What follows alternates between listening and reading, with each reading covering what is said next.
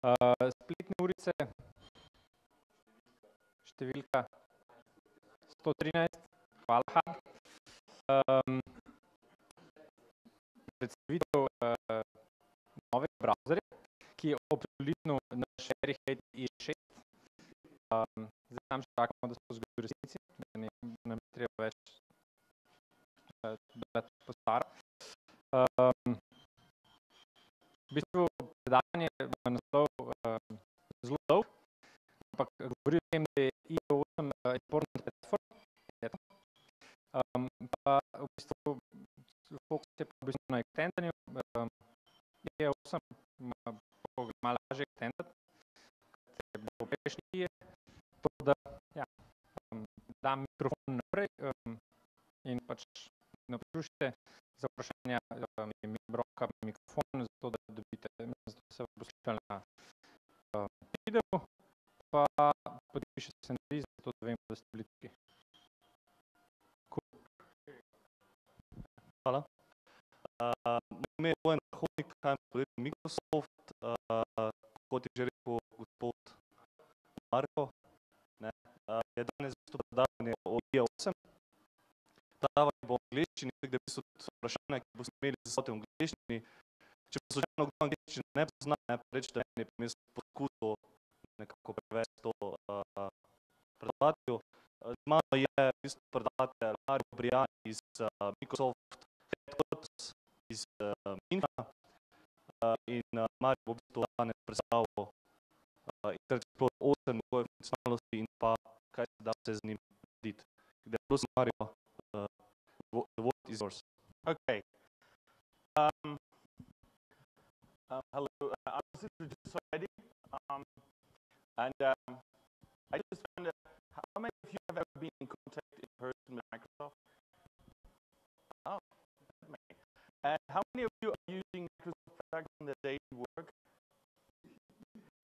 I'm not asking if you're enjoying it, I just want to know.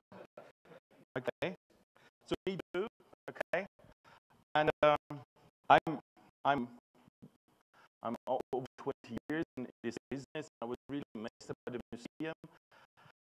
I'm going to go back even a little bit further. I wrote my first program on a punch card, if you remember that. Some of you were not born, I guess, when I did that. But we're not talking about punch cards. Fortunately, we have evolved since then. Even though, if you look at the 8-bit computer, you know, I get this warm feeling. And that was the time, sometimes I have the same impression, this was the time when I really thought that you are in control of something, okay? And then you try to get a demo running, and it sort of works, and sometimes it does, and sometimes it doesn't. You know, that's the way it is. Okay, you are a community that I was told is not Microsoft friendly, is that correct? And not very aggressive, so you're not throwing eggs at me? Let me know, because I will throw them back, okay?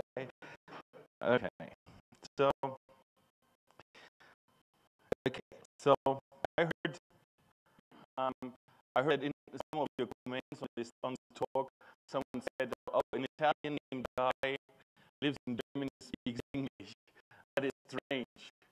I agree with that. And so let's see. So I'd like you to really challenge me, ask the questions you need. There's no damn question. There's always only arrogant or dumb answers. Okay? If you ask a very good question, if you want, you can indicate that. We have a bunch of books with Microsoft technology described. If you're interested, let me know. I would say, oh, this is a good question, and then you're eligible. If you don't care, you can also get cookies instead. Okay? And if you ask a question that I cannot answer, you're also eligible. Okay? And let's see if you want some books. I really want to talk with you because I think one of the good things about human race is that if you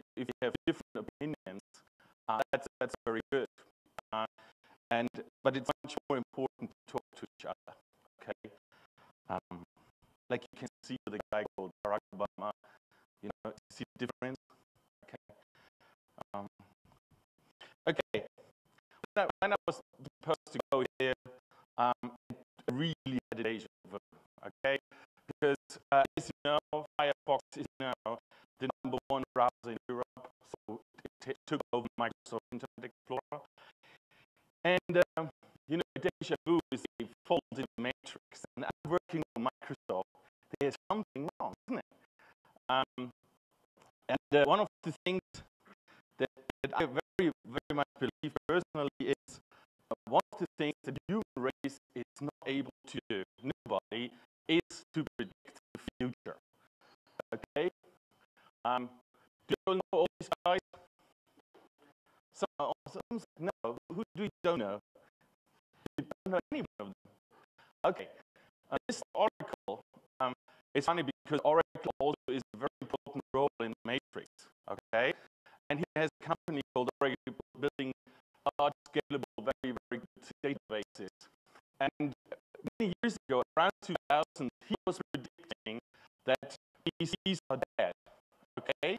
And that the whole world will be on net computers saying which is a browser device, a browser client, or something like that.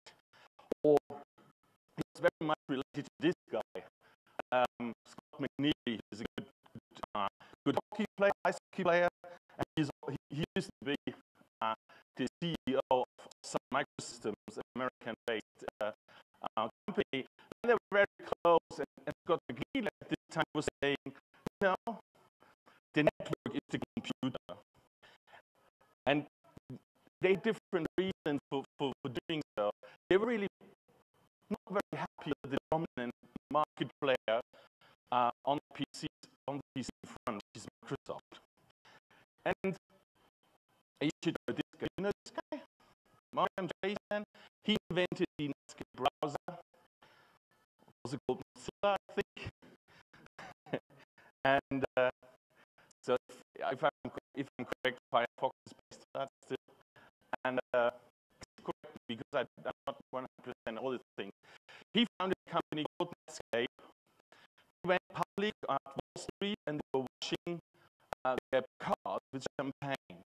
Okay, that's a story. I'm not sure if this is true, but I read it in the papers. And he was predicting the whole world is a browser. Okay, and following him was Steve Case. This time he was at